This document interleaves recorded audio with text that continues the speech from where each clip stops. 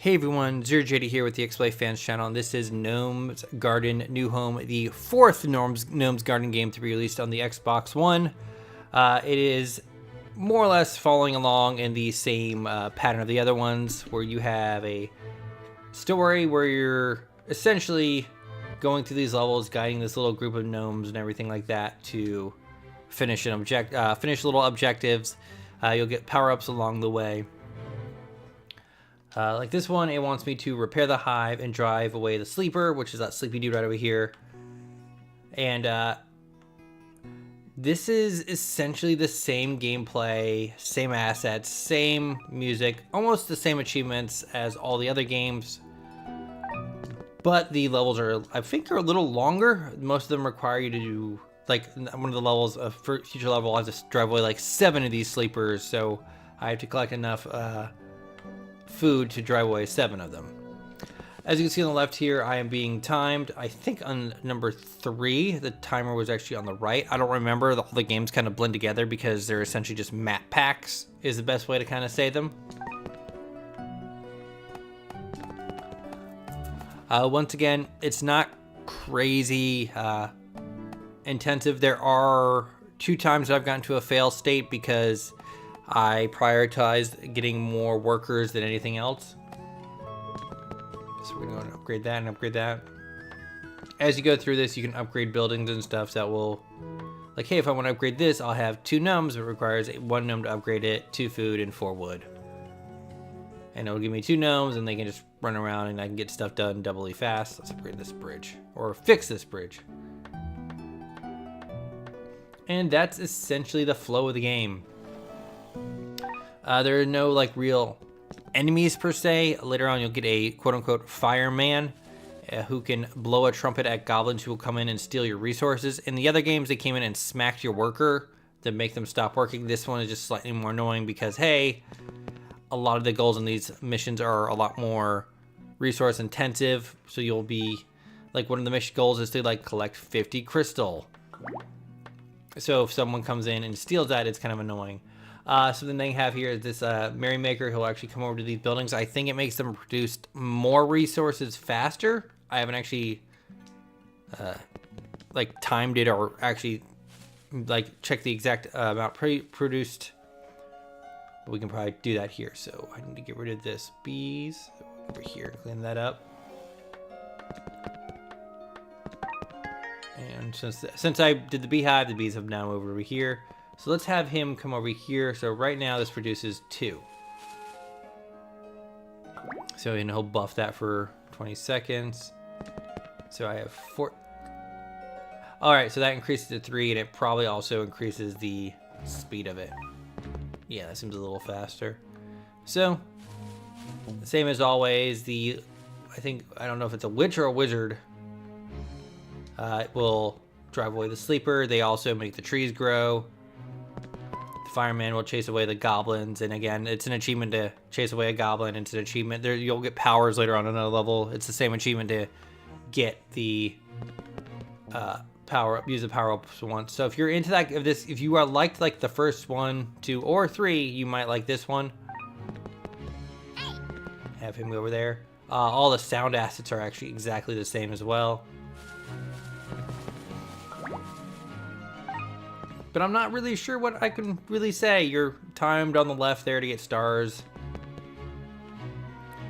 But this is the extent of the gameplay. Some of the levels are a lot longer because of, hey, you have to do this one thing 7 times in a row kind of stuff. But nothing real taxing, so this would probably be a good game for a kid or someone if you like the first ones. Or the achievements are relatively easy. The hardest one, I think, is to get all the medals or all the stars or anything. I'm not really paying attention to this, so I think I already got the 3 stars in this one once.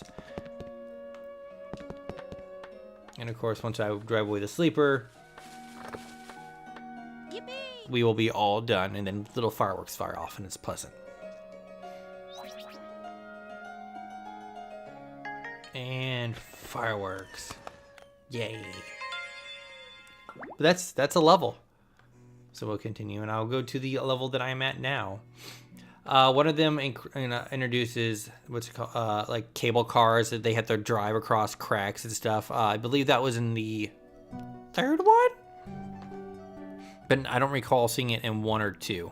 Granted, for 1 and 2, I didn't go super crazy far in, but let's go ahead and do this level, and then I will let you all go. So what I personally like to do is I like to get my tent leveled up so I at least have 2 dudes. I also like to make sure that I at least have a wood repository before I do anything else, really. This is the fireman's house. If this one thing that has been in every single game, which I think is funny, is that if a goblin comes in and you keep clicking on him, the little fireman goes, hey, hey, hey, hey, hey, hey, hey, hey, hey. Do a little remix up in there.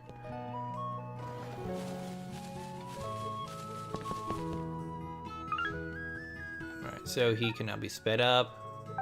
The feet speed up. The hammer increases build speed. Tap that, boom, boom, boom, boom, boom, or work speed at least. And let's see. Go to that. Go to that. And then there's one more power up that's stop time. I believe that just slows down, that stops time so your timer isn't ticking down for your stars and everything like that. And then from here, it's just collecting resources and kind of waiting. There is some weird pathing stuff. You saw that just now, like I accidentally clicked up here and it was like, hey, why are you going upwards? And that hasn't really like hurt the game at all. There was like one resource that I clicked and I was like, nope, you can't collect this. But I went and cleared like something next to it, then it allowed me to collect it. So I was like, well, sure, whatever. Repair that, get some strawberries. The concept of having giant strawberries amuses me, and I don't know why. So let's build this so I can get the Merrymaker all up in here. It's like this guy here. You don't really fight him. You kind of just go over there and wave your wand at him, which in some places is illegal. So he's done. So, oh, do I not? All right, yeah, I gotta build that. Sometimes the homes become pre-built. You just have to like open a path to them. Sometimes they don't.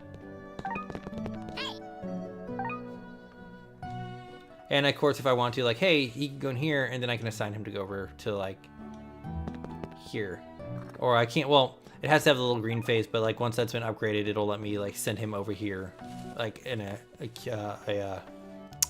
queue. There we go. That's the word. So next, I need more wood. Hey. Some of the sound bites are fun.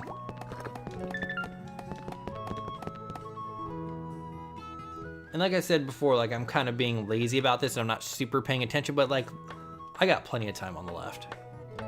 So even for a kid, the like won't be an astronomical difficulty to do it.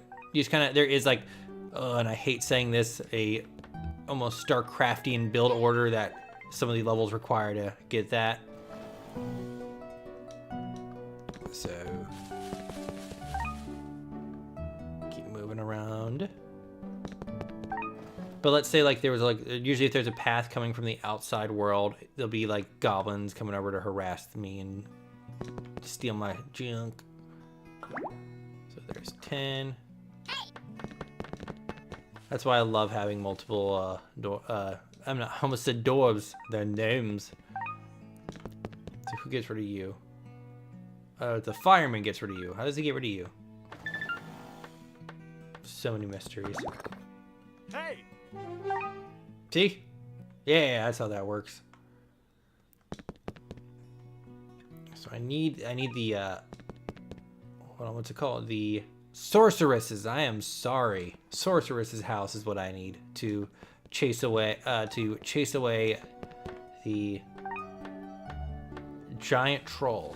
And I'm almost got enough wood.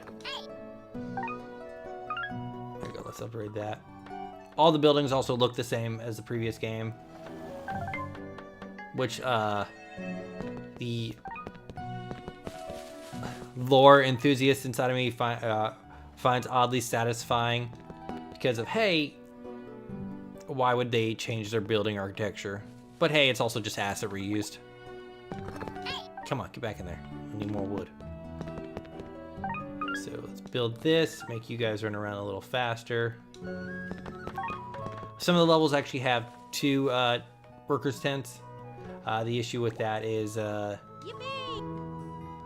once in a while it'll like, if like, let's say 2 of the guys who are near, like the 2 guys that are nearest to it are busy, a 3rd guy will come down and like grab it, but it won't deliver. They only deliver to their own tent.